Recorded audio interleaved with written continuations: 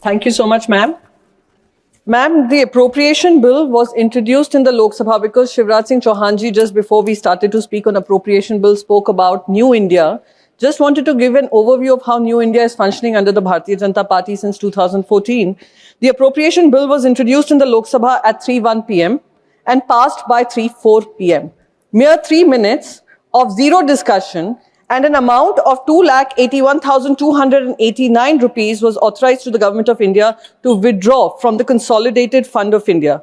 In a similar pattern, we have seen how the farm bills were introduced, how the RTI amendment took place, how the Bharatiya Nyaya Sahita was passed, how the Jammu and Kashmir reorganization bill was passed, how the Muslim women's protection of rights was passed, and how UAPA 2019 and codes on wages were passed. And I can also quote a lot of these from 2025 itself, the monsoon session, how bills were passed within 4 minutes of introduction and presentation, ma'am. This is the new India which is throttling democracy as we speak, ma'am. Ma'am, the other part, my colleague Saket Gokhale ji was talking about PM CARES Fund, which does not come under any scrutiny. Now we have an economic stabilization fund. I would just like to tell Saket ji, just yesterday, we saw Rajya Sabha election happen in various states.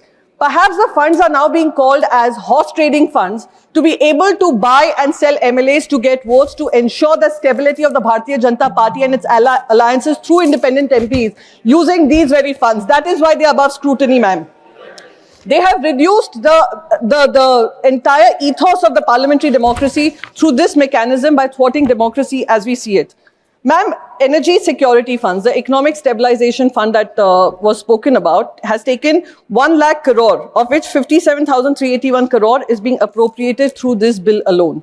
What is extremely shameful is that when it comes to our energy security needs, we haven't seen any preparation or any allocation through this particular economic stability fund to the challenges that we see as far as our energy security is concerned, ma'am. As of now, Strait of Hormuz, which is shut and is only allowing Indian ships to pass case-by-case basis, not like what Shivraj Singh Chauhan ji said, that there's a blanket approval that they have received, which has been corrected by the Ministry of External Affairs. 50% of our crude oil needs comes from Strait of Hormuz, ma'am.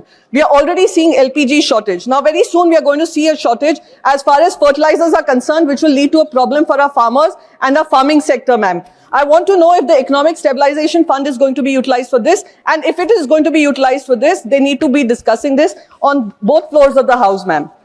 Ma'am, the other thing I wanted to talk about the Economic Stabilization Fund, and I believe Shivraj Singh Chauhan ji mentioned Modi ji so many times, was perhaps because the Rural Development Ministry received no supplementary allocation in this bill.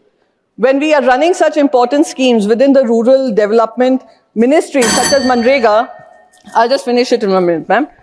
Since we are running such important programs under the Rural Development Ministry, giving it no additional supplementary allocation is actually a shameful attempt to try and again economically disempower people living in the rural areas. With these words, I'd just like to end this, my little bit of intervention, ma'am. Thank you so much. Thank you.